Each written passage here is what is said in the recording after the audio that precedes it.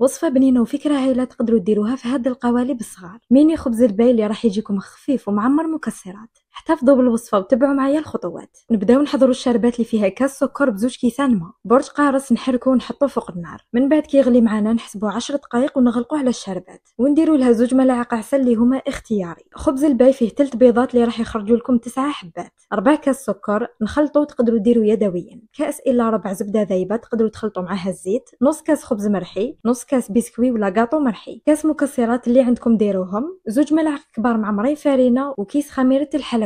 من بعد نضيف 2 ملاعق كبار معجون المشماش، نخلط ونحطهم في القوالب، نعمرهم قريب النص وندخلوهم يطيبوا 180 درجه وما تفتحوش عليهم كامل حتى يتماسكوا، وزيدوا حمرهم من الفوق. كي يخرج خبز الباي نشمخوه بالشربات اللي تكون بردت مسحه من لاجولي، وزينوهم كيما تحبوا. تقدروا ديروا حلوه الترك ولا المكسرات، كل واحد والكو ديالو. اذا حبيتوا لمعه من الفوق ديروا جلوكوز اللي تكونوا سخنتوه وخففتوه بشويه عسل. وبصحتكم.